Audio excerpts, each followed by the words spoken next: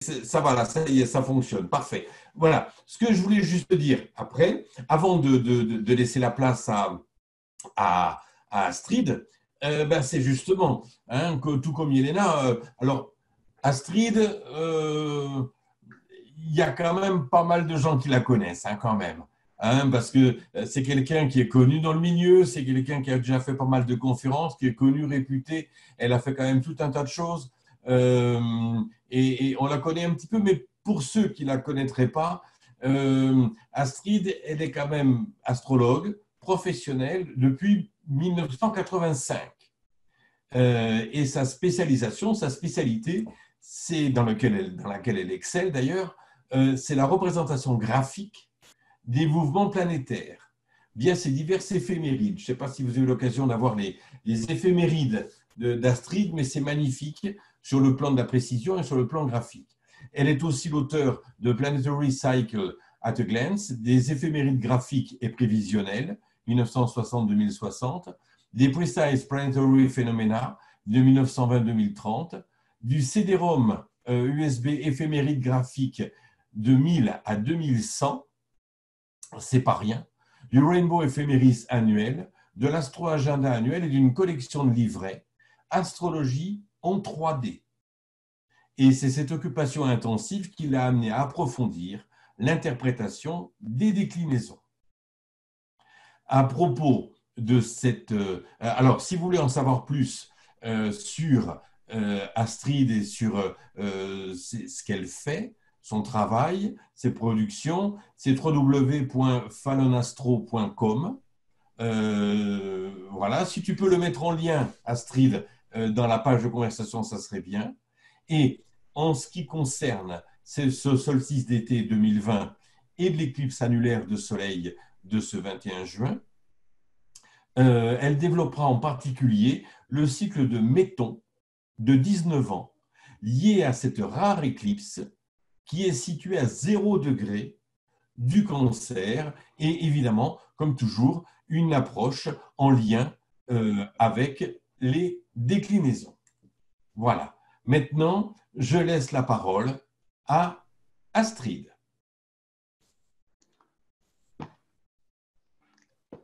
Alors, ça va? Vous voyez la vidéo?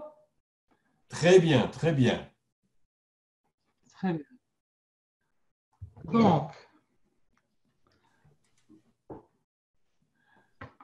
Donc, on va parler encore des éclipses. Hein. Et donc, cette éclipse-ci a la particularité de se passer au moment du solstice, hein, qui est un moment très particulier. Donc, je vais vous présenter les cartes pas mal en fonction des déclinaisons. Et donc, je rappelle quelques mots-clés, quelques notions pour les débutants qui sont là, pour aider à comprendre ça. Donc voilà, le solstice d'été a lieu quand le Soleil est au plus haut de sa course annuelle. Et vous le voyez ici, quand vous êtes chez vous, que vous regardez vers le sud, hein, vous montez très haut les yeux à midi pour le voir. Après, au cours de l'année, il va redescendre, passer l'équinoxe d'automne à 0 degré en déclinaison, qui est sur l'équateur, et puis arriver au solstice d'hiver, le point le plus bas de son cycle. Donc ça, c'est le cycle annuel du Soleil, du zodiaque, de l'écliptique et de la vie, en fait, puisque on voit entre le solstice d'hiver, d'où on vient, où on ne voit rien, tout a l'air mort dans la nature, les animaux dorment, etc.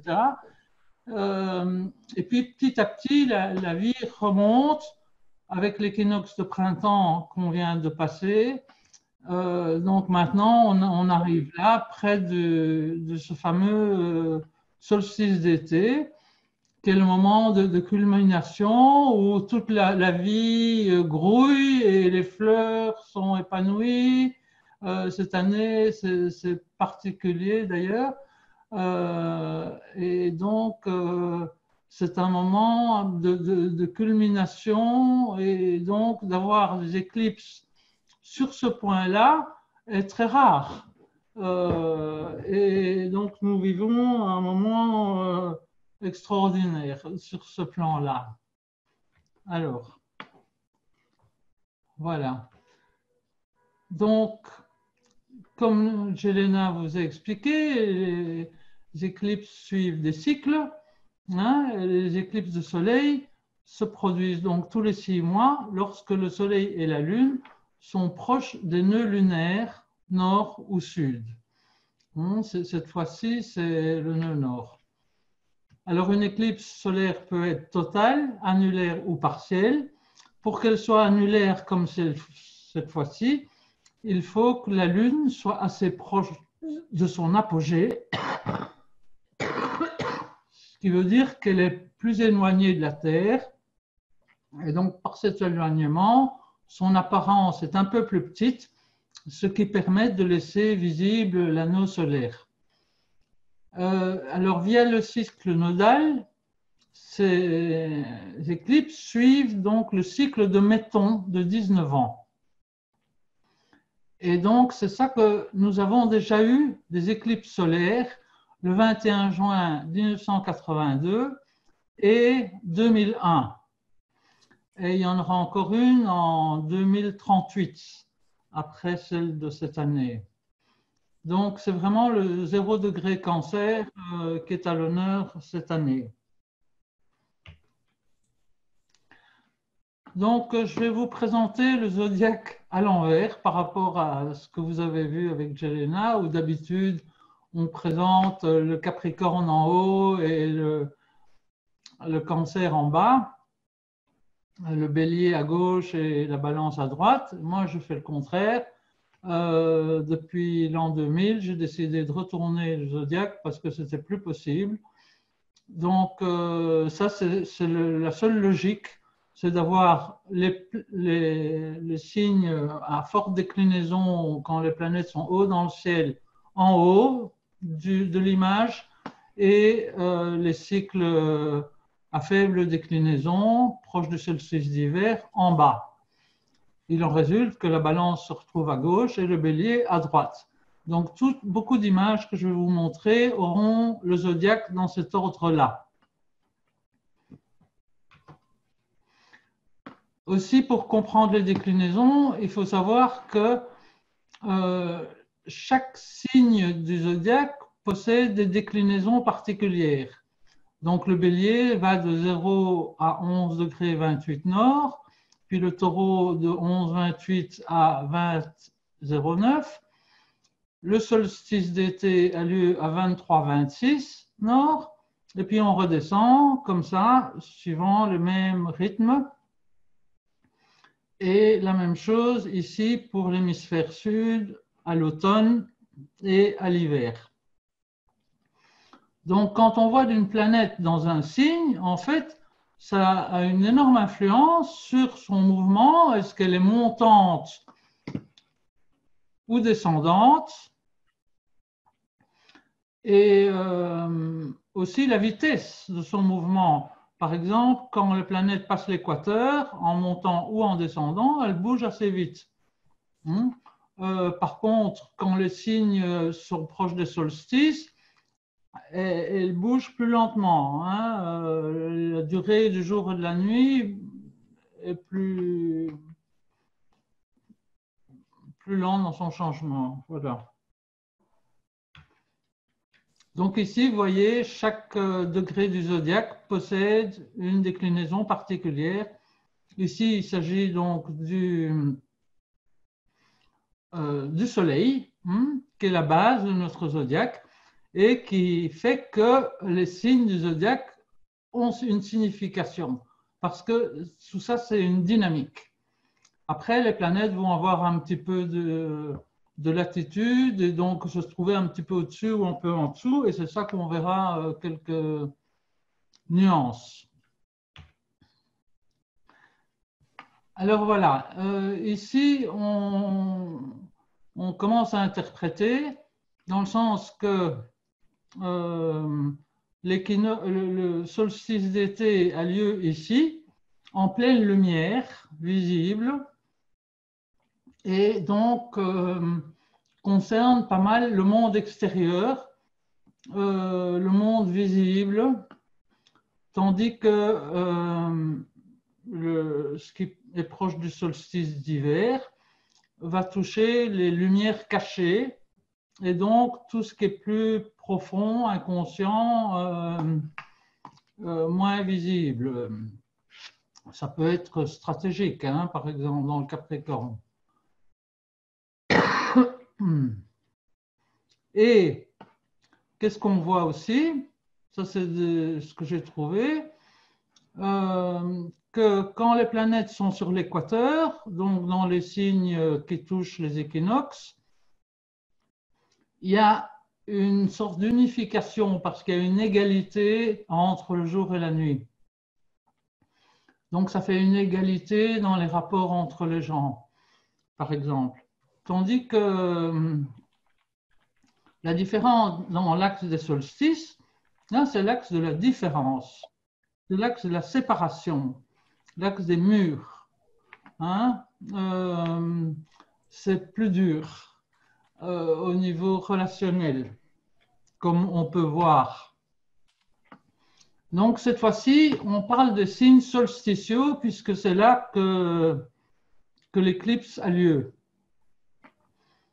Donc, quand la majorité des planètes occupent la zone des solstices, à forte déclinaison, donc Gémeaux, Cancer, Sagittaire ou Capricorne, se greffe le principe de séparation, insistant sur les différences entre le noir et le blanc. Ces signes sont les plus extrémistes, capables de diviser pour régner. C'est l'axe du pouvoir, donc le plus suprême, est le pouvoir de création, qu'elle soit familiale. Vous voyez, j'ai toujours pas arrêté de fumer. Spirituel, artistique, littéraire ou scientifique. Mais aussi, elle régit les abus de pouvoir, que l'on soit du côté du bourreau ou de la victime, et de son lot de souffrances à dépasser. Mais c'est aussi le pouvoir de la connaissance, le sens de la dialectique, le principe de séparation, ici peut provoquer parfois des polémiques, des exclusions et des guerres. Donc, cet axe de séparation, de division, représente aussi la naissance, la mise au monde. L'accouchement, c'est un acte vertical. Hein, même si parfois on est couché quand on accouche, en fait, normalement, on devrait être accroupi ou quelque chose comme ça. C'est un axe de grand accomplissement. Hein, on regarde la nature qui se développe. Mais, bon, comme je vous disais, c'est aussi un axe de séparation, de murs, de barrières, de limites, de frontières, de système de classe, de respect, de censure. C'est un axe de conservatisme, avec parfois l'injustice, l'esclavage, les murs de silence, le mépris, la xénophobie, les guerres. Donc, vous voyez, on est en plein dedans avec l'actualité, là, pour le moment. Donc, pour introduire l'année 2020, on vient de 2019, où on a eu donc une éclipse le 21 décembre 2019, et ça avait lieu au moment où toutes les planètes, enfin nombreuses planètes comme Saturne, Pluton, Jupiter, et puis là en décembre il y avait le Soleil, Mercure, très bas dans le ciel, et donc c'était très extrémiste comme situation. Hein, et toute cette concentration a donné lieu à des occultations. Donc, ce sont des éclipses des planètes par la Lune, chaque mois. Et donc, au développement du virus, à la propagation du virus, qui sans doute, comme Marie-Louise Daguerre l'avait trouvé, a dû sortir en septembre. Et puis le temps qui se répande, voilà où on est arrivé aujourd'hui. Donc maintenant, on arrive à l'éclipse solaire, là, ou ici. Donc vous voyez sur ce point extrême, le plus haut du zodiaque.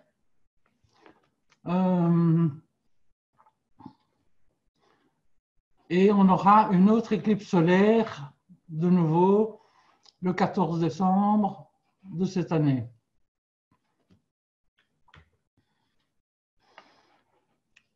Donc, ça c'est le thème de l'éclipse vue de Paris.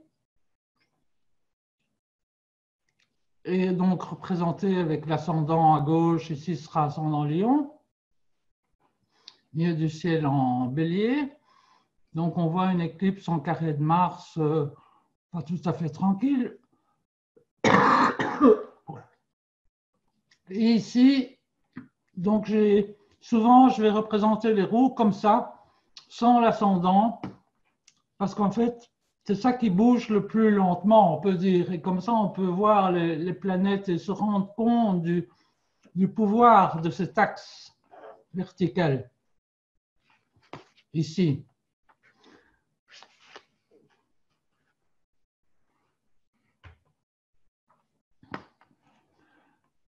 Alors, cette éclipse provoque le cône d'ombre, hein, comme Jelena vous a montré. Il va passer par l'Afrique, le nord de l'Inde et la Chine. Avec plus de détails ici.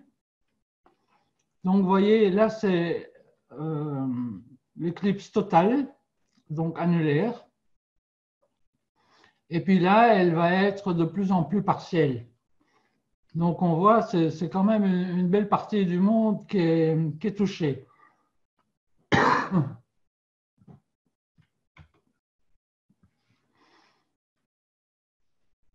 Alors, ce qu'il faut savoir aussi, c'est quand le nœud lunaire est à 0 Cancer, hein, comme là, tous les 19 ans, c'est un moment où la Lune ne fait pas ses culminations au même endroit que le Soleil. Donc, le solstice pour le Soleil est à 0 degré Cancer, mais le lunistique de la Lune, cette année, a lieu à 11 degrés 30 Cancer ou Capricorne. Et elle passe l'équateur à 11 degrés 30 Bélier ou Balance. Et c'est pour ça que je dis, quand la Lune se trouve dans cette zone-là entre 0 Cancer et 11, 30 Cancer, je la dis parallèle équivalente aux Gémeaux. Parce qu'en fait, comme elle est toujours montante, elle est comme en Gémeaux. Et elle s'arrête au lunistique à 11, 30 Cancer. Et là, elle recommence à descendre. Pareil dans l'autre sens. Elle est descendante jusqu'à 11, 30 Capricorne. Donc, elle reste parallèle équivalent au Sagittaire jusqu'à 11, 30 Capricorne et ne devient montante qu'à partir de là. Hein, et ici, début Bélier, elle est encore parallèle au Poisson, et puis elle devient parallèle au Bélier à partir de 11, 30 Bélier. Hein, donc ça, c'est un phénomène qui a lieu tous les 19 ans quand le nœud lunaire passe là. Il y a peu d'astrologues qui en parlent, je ne trouve pas ça dans les livres, moi j'ai trouvé ça par recherche dans les éphémérides, j'ai trouvé que c'était quand même important d'être conscient de ça. Hein, par contre, quand le nœud lunaire est dans l'autre sens, à ce moment-là, elle fait ses lumistices de 18 Gémeaux à 18 Sagittaires, et elle passe l'équateur de 18 Poissons à 18 Vierges. Hein, donc, vous voyez, ça, c'est un cycle qui bouge en 19 ans. Le seul moment où elle fait vraiment ses lumistices et ses passages d'équateur au même endroit que le Soleil, c'est quand le nœud lunaire est soit à 0 Bélier, soit à 0 Balance. Et dans ce cas-ci, comme elle s'immobilise plus tard, c'est pour ça que j'ai nommé cette phase l'immobilisation tardive, puisqu'elle s'immobilise comme à ce moment d'arrêt plus tard que le Soleil. Donc voilà, au moment de l'éclipse, la Lune est toujours parallèle équivalente aux Gémeaux. Vous voyez? Donc ça, c'est André van der Linden qui a rajouté dans son programme ce graphique qui montre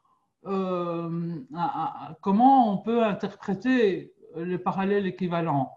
Hein, par exemple, ici, on voit que Vénus est en Gémeaux sur nos éphémérides, mais par sa déclinaison, hein, qui ici est à 18-12 nord, elle est parallèle au Taureau, encore. Ça, c'est quand Mercure et Vénus ou même Mars sont rétrogrades, souvent, ils sont parallèles aux signes voisins. Enfin, ça peut arriver, il faut vérifier. Hein, c'est comme Pluton, il a l'air en Capricorne, mais en fait, il est toujours parallèle au Sagittaire parce qu'il est toujours en train de descendre jusque quand il atteindra 10 Verseau. Lui, il est spécial. Donc ça, c'est, si vous voulez, je profite de cette conférence pour vous enseigner quelque chose, pour vous aider à mieux comprendre comment fonctionne ce zodiaque. Et Claro, comme ça, à plat, c'est pas si plat que ça, et qu'il y a des nuances pas si difficiles à comprendre quand on vous les explique comme ça avec des images. Donc ça, c'est toutes les occultations, les éclipses de l'année passée, de cette année, et qui fait qu'on est vraiment avec des concentrations assez dingues qui renforcent ce qui est en train de se passer. Donc, en plus des conjonctions Jupiter, Saturne, Pluton, super puissantes, là, en Capricorne, on voit d'ailleurs que dans le début des années 80, on a aussi eu des conjonctions Jupiter, Saturne, Pluton plus ou moins proches. Mais ils étaient quand même un peu plus écartés, comme on va voir en 82. Hein, donc l'année 82, c'était une année où on avait aussi une éclipse solaire le jour du solstice. Et donc, vous voyez ici, c'était en Balance et Scorpion qu'on avait Jupiter, Saturne et Pluton.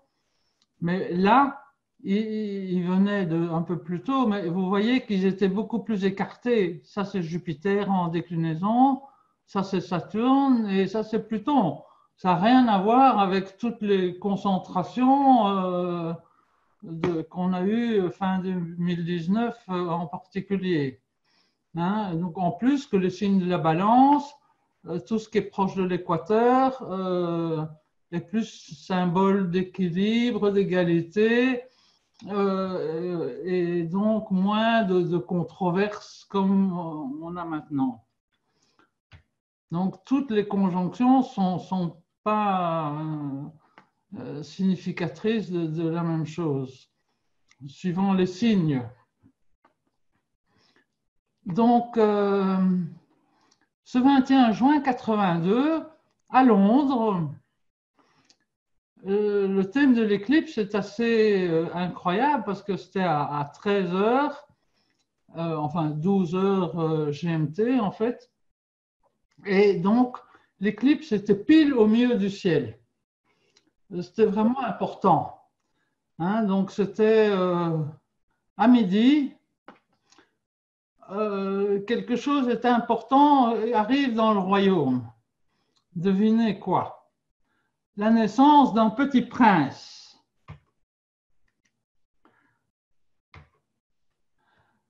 William, qui est né ce jour-là, mais quelques heures après.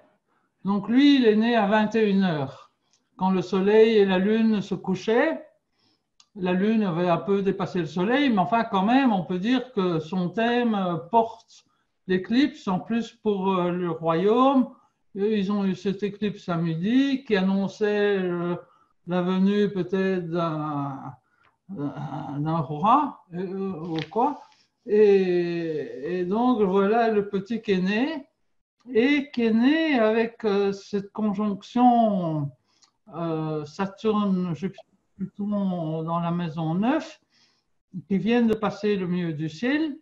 Et quand on voit la perspective dans la troisième dimension, vous voyez que Pluton, à cause de sa latitude, il culmine en même temps que Pluton, en fait. Là, on croirait que la conjonction est large, enfin un orbe de 6 degrés, mais pas quand on voit le thème en domitude, comme ça, en fait, et Pluton est juste au-dessus de Jupiter, pile dans l'axe du milieu du ciel.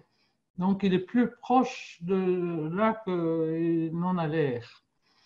Alors, évidemment, on se demande ce qui va arriver au prince William. Est-ce qu'il va arriver quelque chose cette année en 2020? Est-ce que la reine va abdiquer? Est-ce que c'est Charles qui va prendre la place?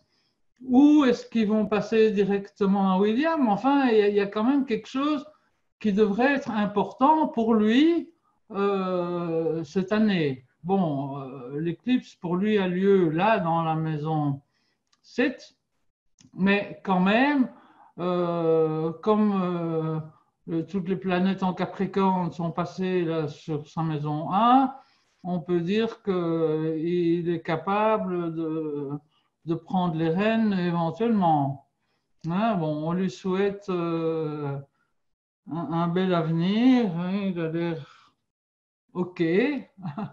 En tout cas, le pays, l'Angleterre, a besoin d'un peu d'ordre. Alors oui, bon, après 82, pour m'amuser, je vous ai remis la fameuse éclipse de 99, où j'avais fait les prévisions en disant, mais c'est un moment merveilleux, c'est vraiment le symbole d'un monde parfait, et en effet, bien équilibré, parce que le grand carré qu'on avait dans le ciel était tout à fait équilibré, comme une maison bien bâtie, dans les déclinaisons, au milieu de signes fixes. Et donc, il n'y avait pas de problème. En effet, à part les tremblements de terre, ça, il y a toujours des risques de tremblements de terre lors d'éclipses. Et en effet, il y en a eu dans la semaine qui a suivi en Turquie. Mais c'est pour vous montrer la différence entre une éclipse comme ça et celle qu'on vit maintenant, qui est beaucoup plus dramatique. Donc, ensuite, on a une éclipse en 2001. Hein, donc, après le cycle des métons, on a eu en 82 William. Puis en 2001, 19 ans plus tard.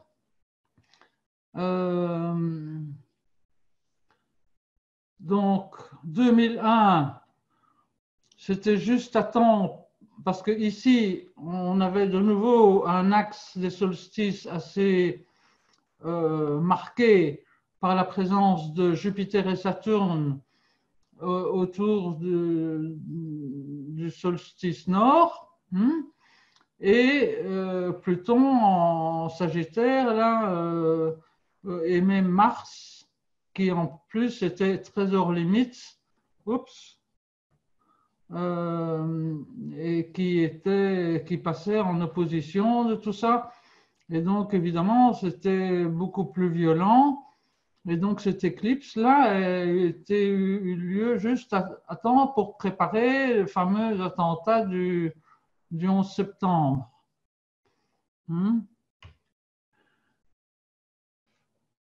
Donc, voilà ce que je vous ai expliqué, les oppositions de Jupiter, Saturne et Pluton dans l'axe solsticiaux.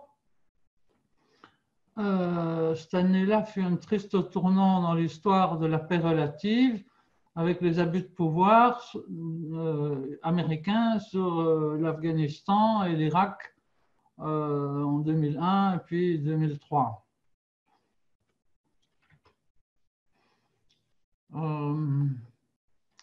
Oui, bon, ça c'était cette éclipse, elle passait ici, c'est pas très parlant. Mais donc, vous voyez, au moment d'une éclipse, c'est pour vous aider à comprendre l'astrocartographie pour ceux qui ne pigent pas trop. Donc, ici, on a l'écliptique. Là, on a le Soleil et la Lune. Donc, ils sont ici sur l'écliptique au solstice. Donc, ici, vous avez les signes de printemps, été, automne et hiver. Ce qui veut dire quand ils sont là sur la Terre à ce moment-là, ils sont au milieu du ciel tout le long de cette verticale. À côté, on voit Jupiter un peu plus loin, et Mercure, etc. Et puis, on a les mêmes dans l'autre sens. Donc ici, Soleil et Lune sont au fond du ciel, à 180 degrés sur la Terre. Et ces courbes, ces sinusoïdes, représentent les lieux de lever et de coucher. Donc, on voit tout de suite qu'au moment de l'éclipse, par exemple, si Soleil et Lune culminent là sur Londres ou Paris, pas loin, eh bien, ça veut dire que au moment où ils culminent là, on les voit. Où est-ce qu'ils sont? Soleil et Lune, voilà, là, ça c'est la courbe, on voit la Lune, le Soleil est moins clair.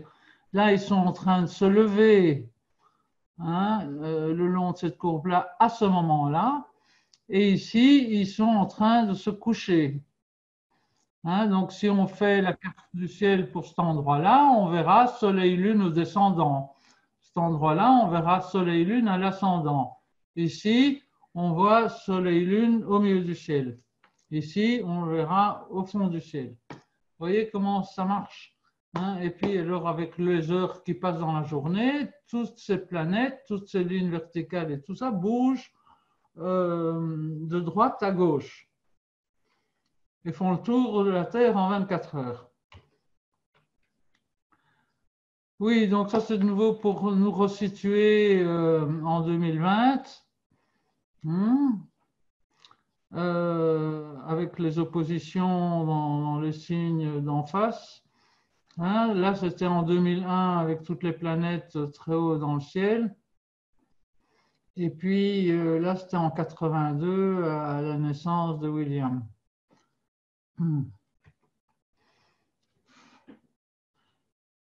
Donc voilà, de nouveau en déclinaison. Ici, je remonte cette belle image parce que j'avais prévu, je dis, c'est comme si on passera par le trou d'une aiguille. Quand je voyais ça, je dis, mais c'est quoi ça, cette concentration Jupiter, Saturne, Pluton à l'automne de l'année passée. Et puis on voit que ça va se dégager petit à petit. Donc on va reconstruire petit à petit un nouveau monde.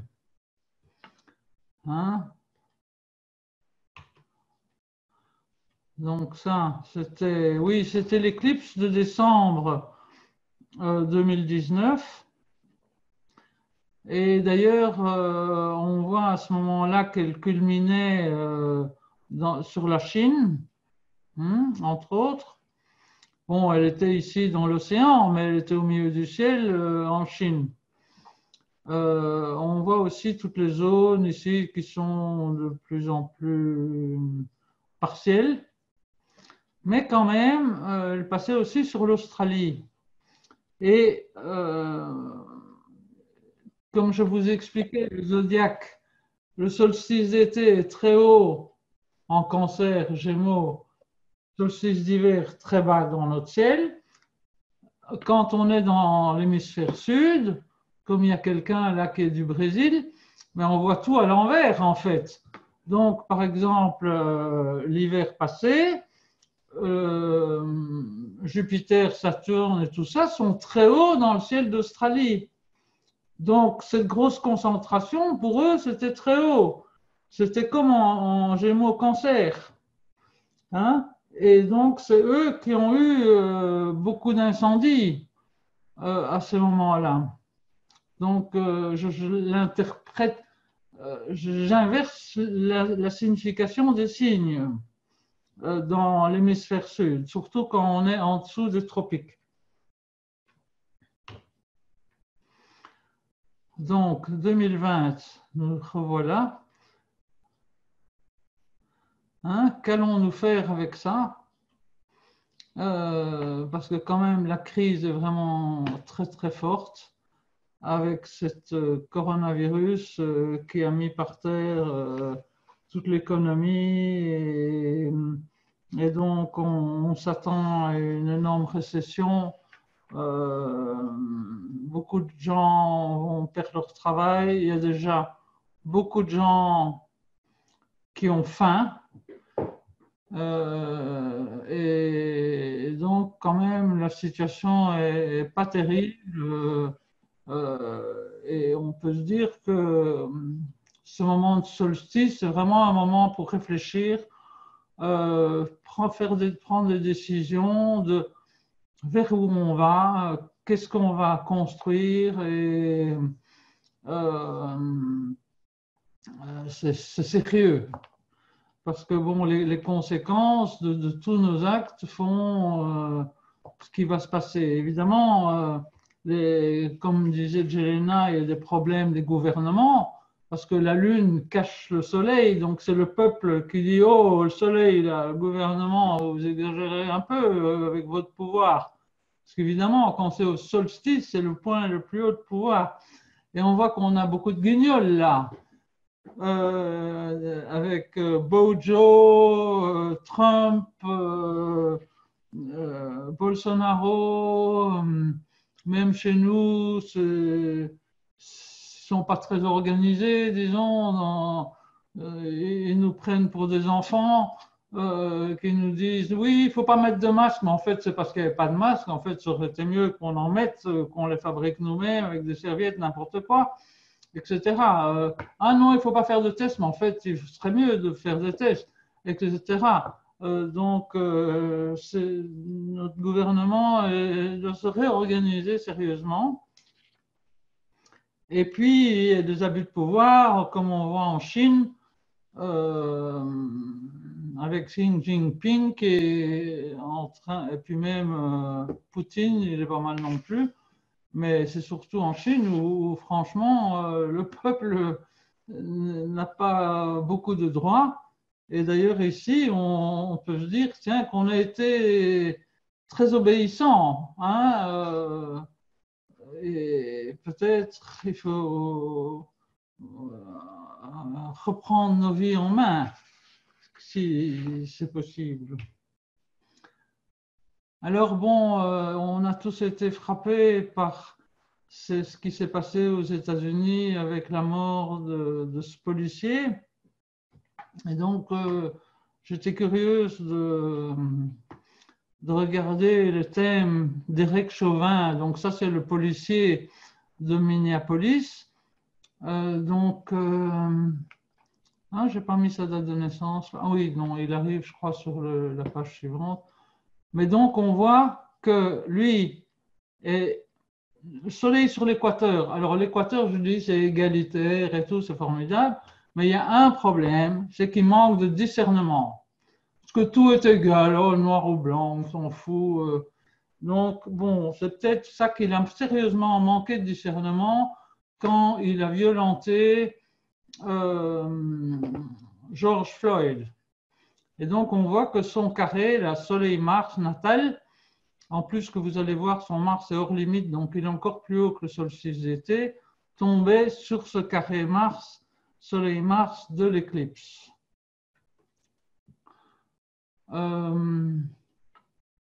Ah non, je n'ai pas mis sa date de naissance là. Ah oui, 19 mars 76. Ok. Donc, vous voyez, quand on n'a pas d'heure de naissance, on peut faire le thème comme ça. Mettre bélier à droite, balance à gauche, c'est beaucoup mieux pour comprendre l'interprétation. Parce qu'aussi, il y a un rapport. Hein, le bélier et le poisson passent beaucoup plus de temps chaque jour à se coucher. Comme la balance et la vierge sont des signes d'ascension lente. Ils se lèvent lentement. La balance se lève 3 fois plus lentement que le bélier. Et donc, le bélier se couche 3 fois plus lentement que la balance. Et donc, c'est comme ça que cette position dure le plus longtemps chaque jour de notre vie, ici, dans l'hémisphère nord.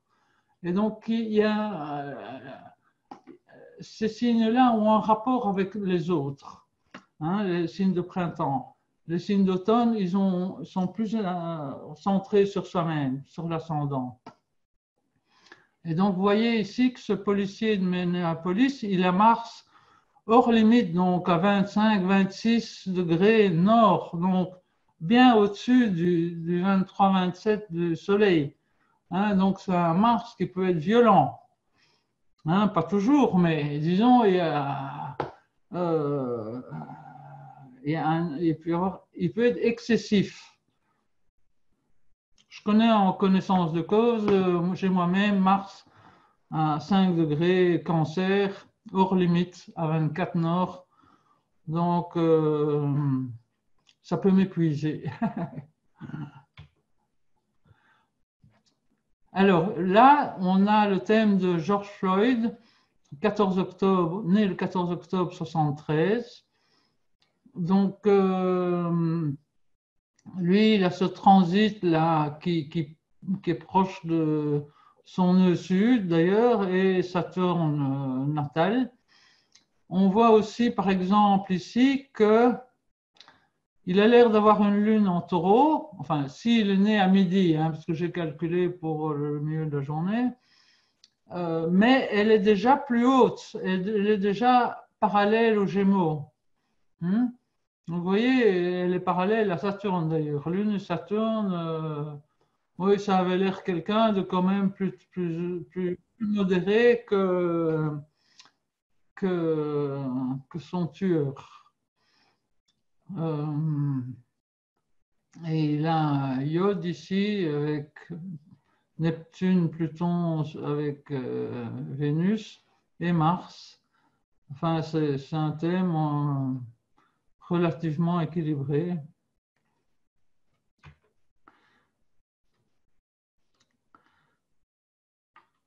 Alors, au moment de son décès, donc ça c'est le thème du 25 mai 2020 à 20h15, le moment où sa vie prenait fin.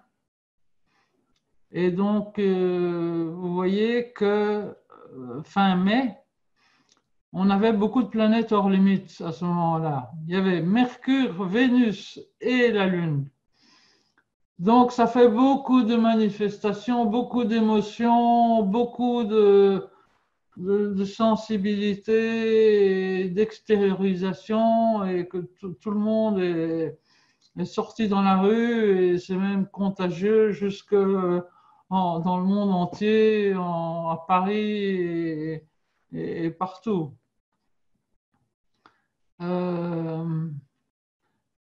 Donc là, calculé pour Minneapolis, on a l'ascendant Sagittaire au moment de la mort. D'ailleurs, on voit le groupe des planètes en Capricorne qui est en maison 2, qui est pour moi une maison liée au Scorpion, parce que quand je tournais la roue, c'est plus ça. Et d'ailleurs, la 2 est une maison un peu mortifère.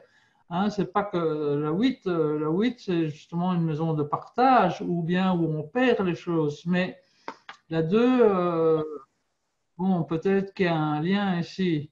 Hein, mettre de 1 en 2, et puis surtout cette force groupée. Bon, on a aussi la Lune en 8. Là, il est victime de l'autre en 7 avec toutes ses forces excessives, donc qui passaient près du Mars natale d'Éric Chauvin, son assassin. Bon, alors Donald Trump, il est pas mal dans le genre, hein, au niveau des déclinaisons. Vous voyez, toutes ces planètes-là en Gémeaux, Cancer, elles elles sont vraiment excessives dans ces abus de pouvoir, ce besoin de toujours avoir raison hein, et tout ça opposé à la Lune. Enfin, bon, ah non, ça. Qu'est-ce que c'est que ça? J'ai ma fille qui m'appelle, refusé. Voilà, désolé. Donc, on passe. Boris Johnson, encore un Gémeaux, à 14 heures, né le 19 juin 64. Oui, donc lui, c'est aussi près du solstice. Les 64, c'est encore 19 ans avant 82, en fait. Parce qu'il y a aussi, il n'est pas loin d'une éclipse, d'une nouvelle lune. L'éclipse a lieu un peu avant, donc il n'est pas né en même temps puisque sa lune est là. Mais on voit aussi son côté excessif dans toutes ces planètes fort au nord. Vous voyez aussi que la Lune, qu'elle est en Scorpion, en fait, elle est encore parallèle à la Balance. Hein?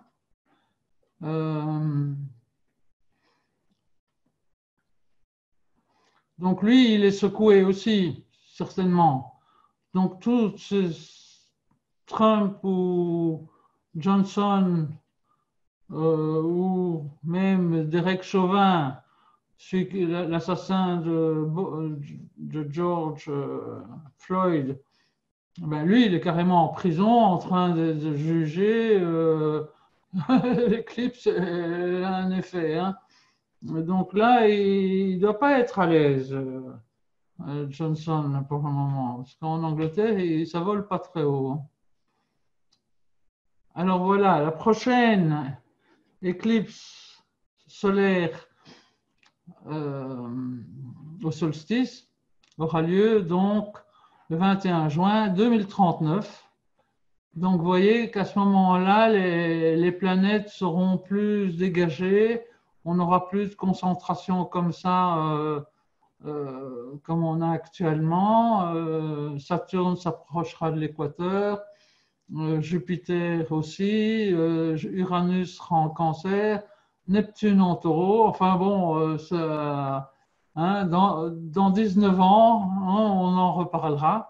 Voilà, c'est pour donner une petite perspective à la conférence.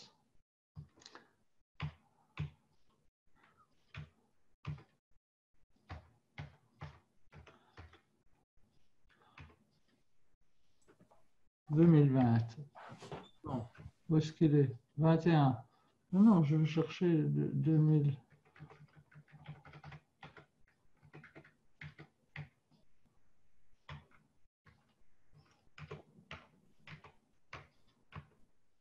Voilà. Donc, je suis ouverte à vos questions. Bien, merci déjà. Merci beaucoup, Astrid. Moi, j'ai toujours apprécié ton regard en relief sur le ciel astrologique et c'est vrai que ça apporte un éclairage nouveau et frais. Ça fait du bien. Ça fait du bien. Voilà. Il y en a Véronique demande quelques prévisions pour notre pays. C'est bon courage pour répondre. Mais disons que c'est pour tous les pays ici qui arrivent à l'automne, c'est donc la rétrogradation de Mars en Bélier et on est dans un nœud, hein, puisqu'on va avoir plein de faillites, on va avoir plein de gens au chômage.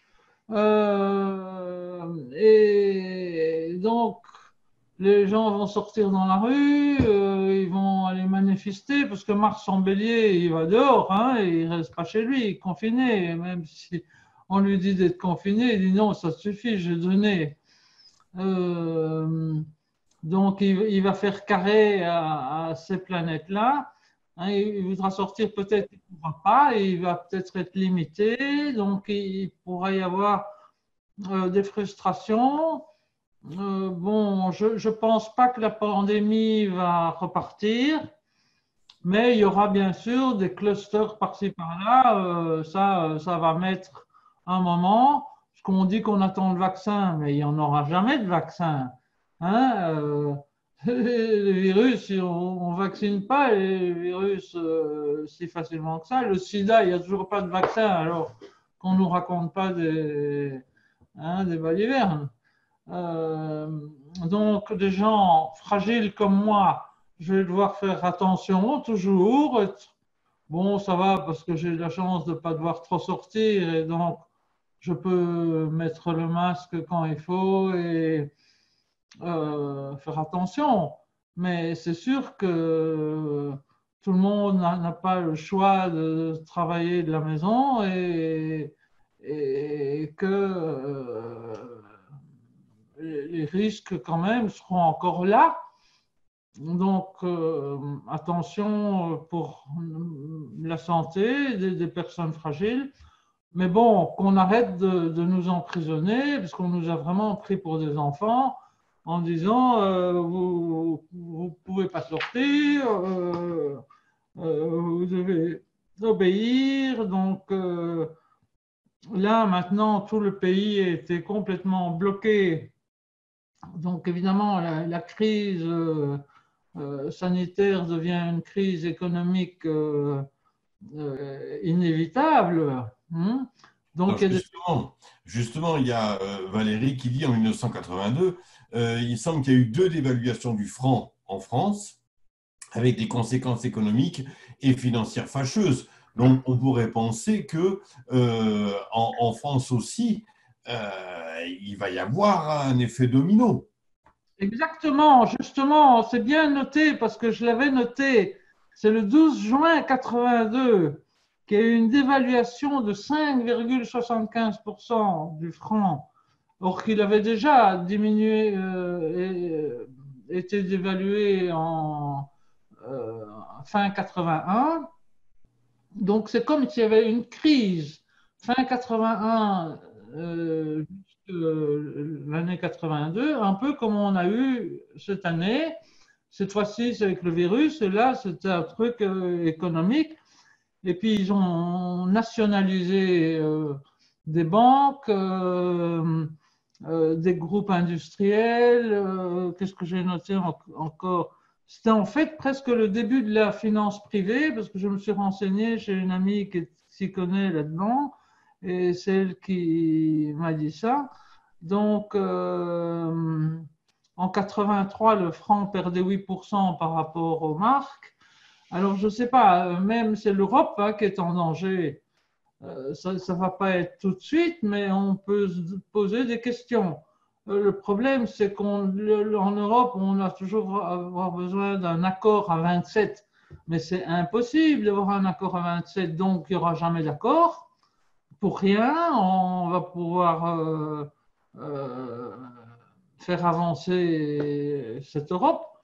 Et donc, alors, on est sur un cul-de-sac. Hein.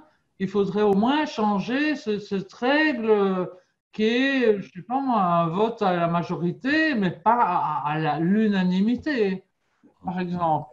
Moi, c'est un truc qui ressort, quand j'ai dit tout à l'heure avec Elena, le truc, c'est que de toute façon, il y aura un avant et un après, et que l'après sera différent. Là où je trouve que c'est difficile, et je pense pas que là où c'est difficile, c'est que on n'a absolument aucune idée de comment sera cet après. Alors, c'est un petit peu dommage parce que la plupart des gens, la question qui se pose, c'est est-ce qu'après, est-ce que ça sera mieux, est-ce que ça sera pire, comment ça sera après? Mais il est clair qu'il y a un virage important qui est en train de se jouer. Et je pense que là-dessus, l'année 2020 sera une année charnière, ça paraît évident. Hein, mais comment sera, de quoi sera fait l'après? J'ai envie de dire, ça peut être le meilleur comme le pire qui nous attend. Mais disons qu'on va revenir, comme on est pour le moment, aux besoins de base. Donc, on voit que qu'est-ce qui fonctionne, toujours fonctionner là, c'est tout ce qui est alimentaire, donc l'agriculture, enfin, oui, la pharmacie pour soigner les gens. Mais le problème, c'est qu'on ne peut pas se soigner comme on veut. Hein, on ne peut pas prendre de chloroquine.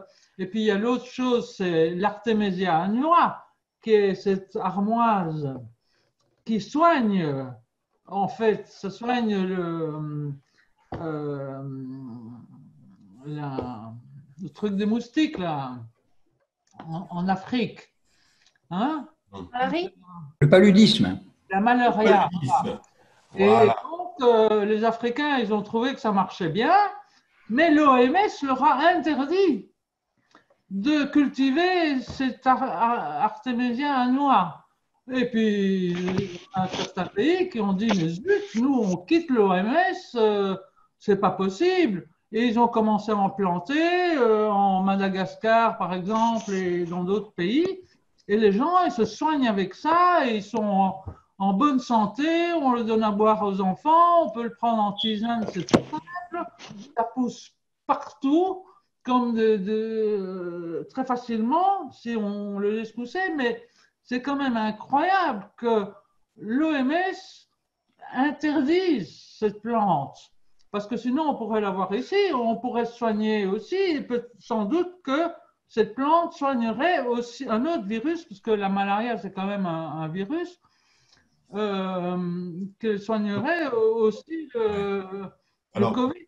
Moi, je fais le parallèle, je ne sais pas si c'est juste, mais avec la chloroquine, je veux dire, qui est un médicament qui est utilisé partout dans le monde depuis, je crois, c'est 70, plus de 70 ans, qui n'a jamais posé de problème et qui, d'un coup, pose problème, qui se retrouve interdit, alors qu'il y aurait quand même, alors je ne sais pas si c'est réellement efficace, mais en tout cas, il y avait un espoir de limiter les dégâts avec ce médicament, et on dit non, l'utilisez pas.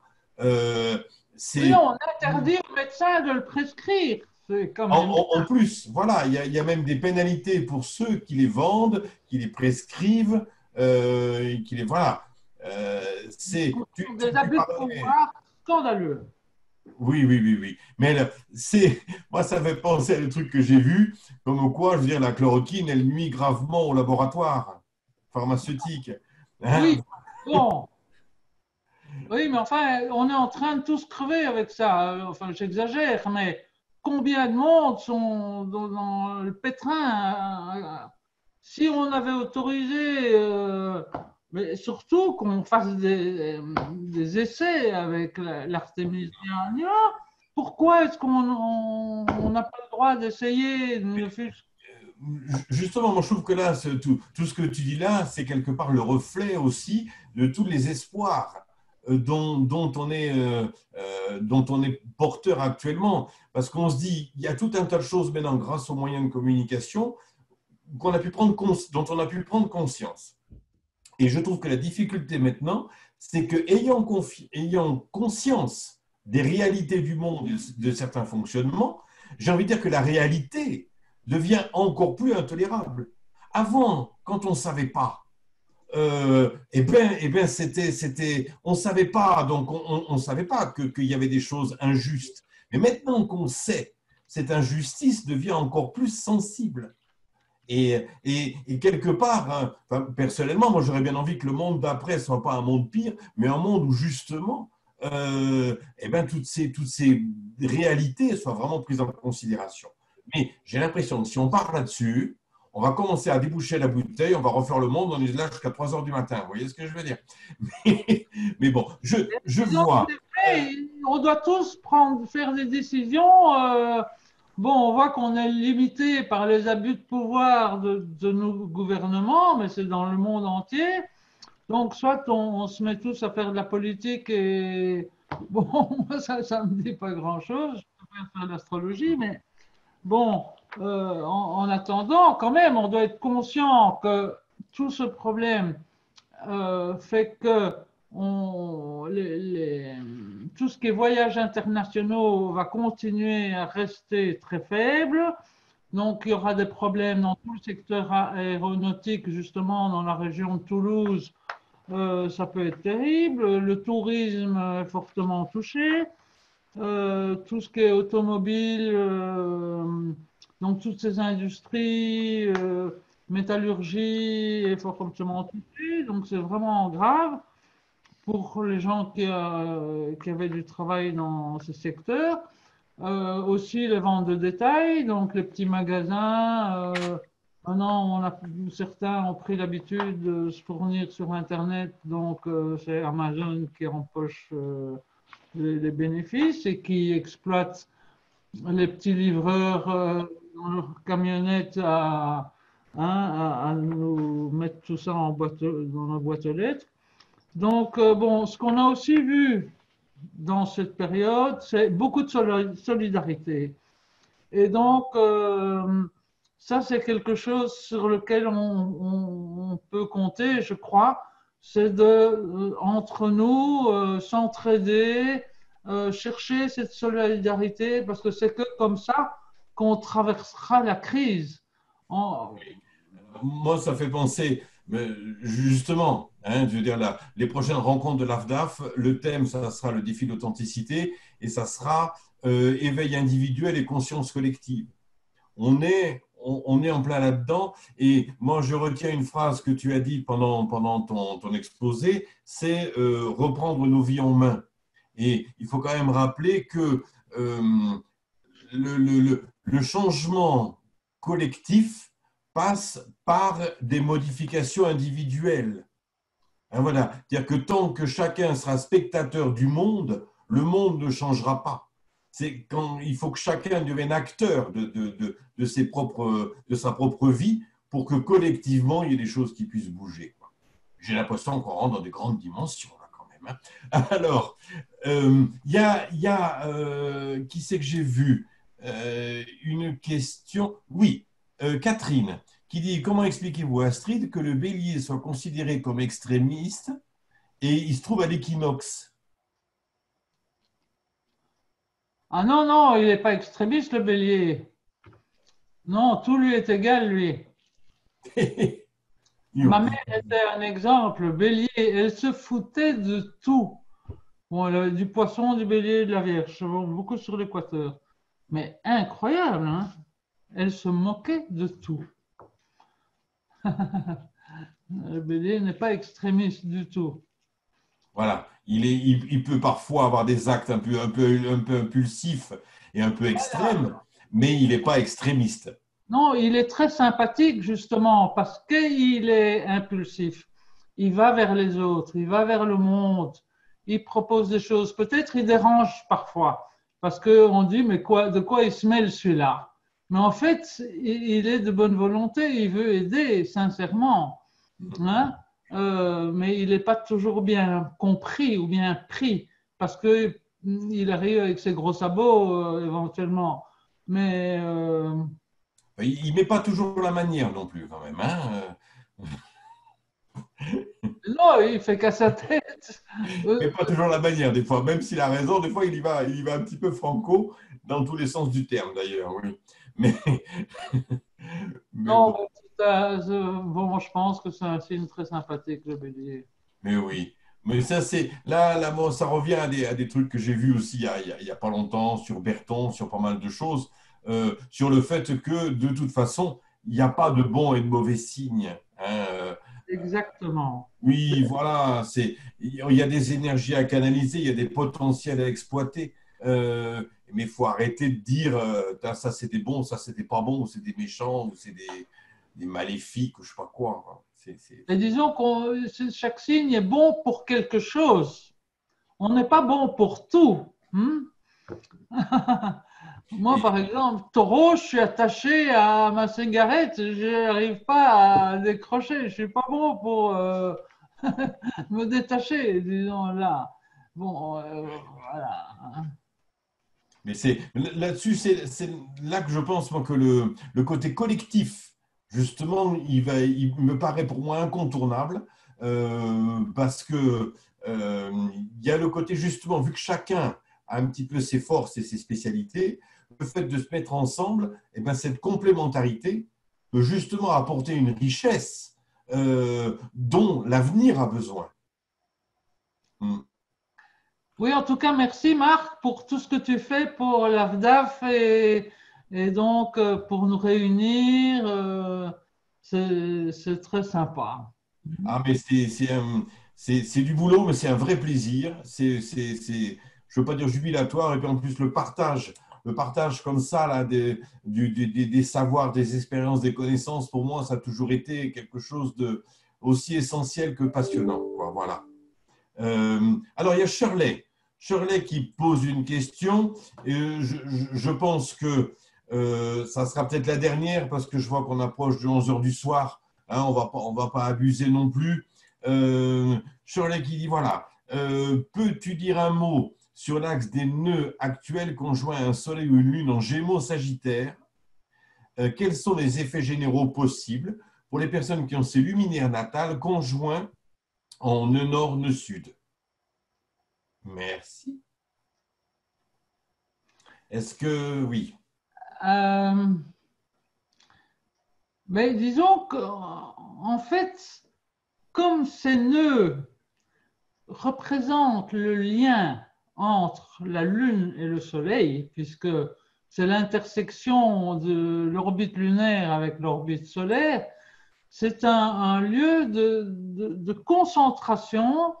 Hein, donc, c'est là où on peut se concentrer.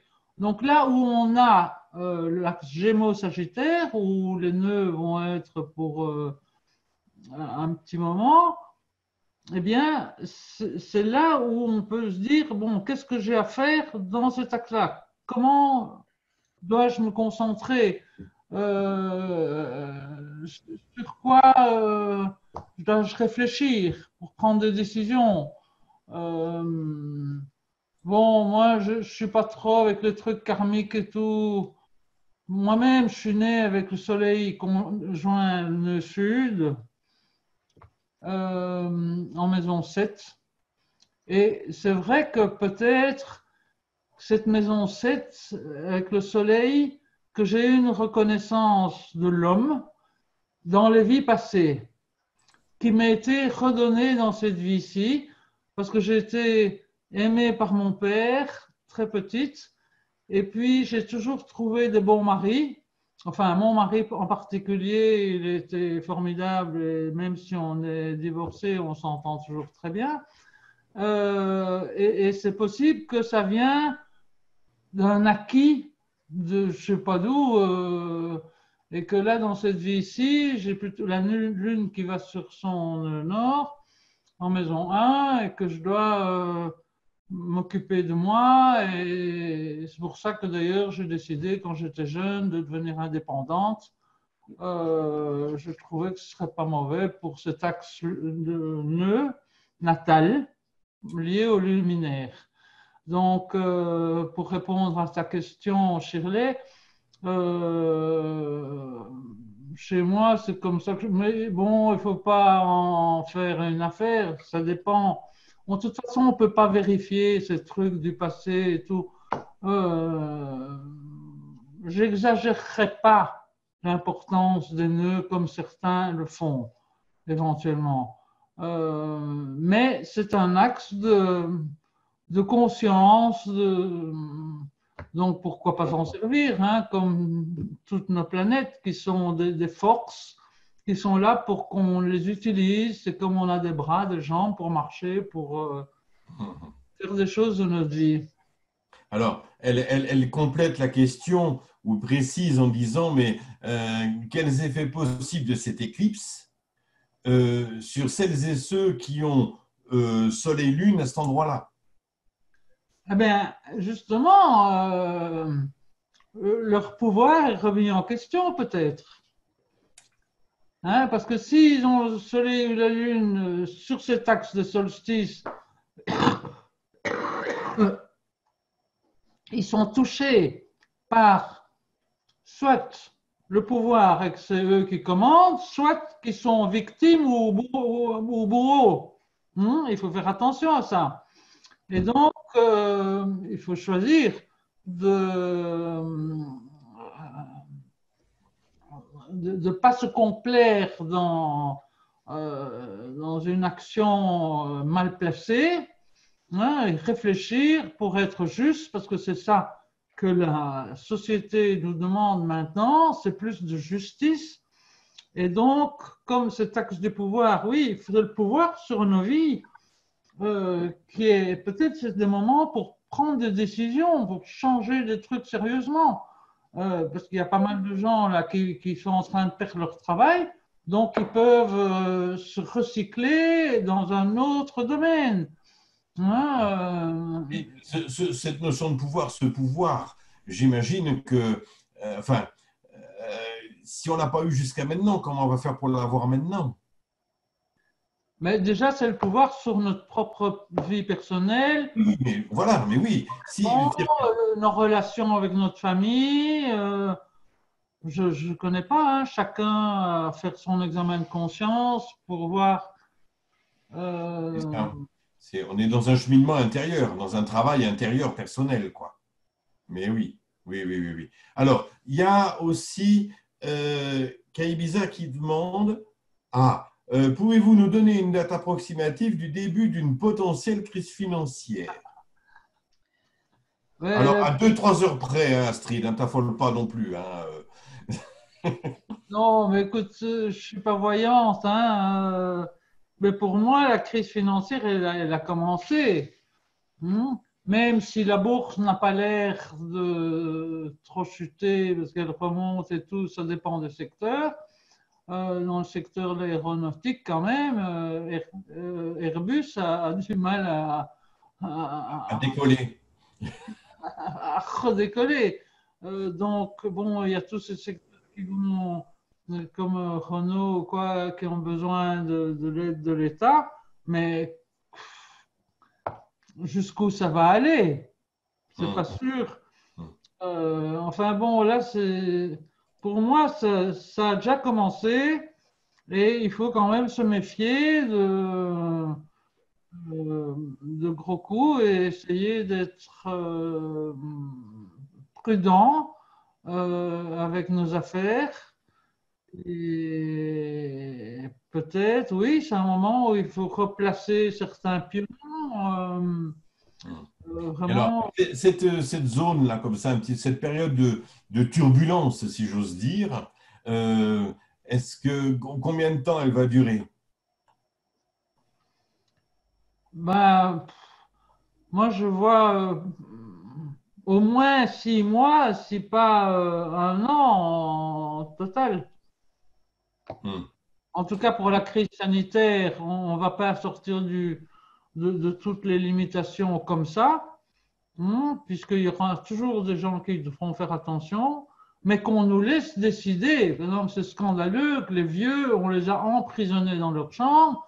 Normalement, la vieillesse, c'est l'âge de la sagesse, donc ils devraient pouvoir commander avec sagesse sur leur vie, savoir s'ils prennent les risques et tout ou pas. Quand ils sortent, bon, sauf les gens qui ont Alzheimer ou qui sont perturbés, mais ceux qui ont leur tête, il n'y a pas de raison de leur interdire de prendre des risques.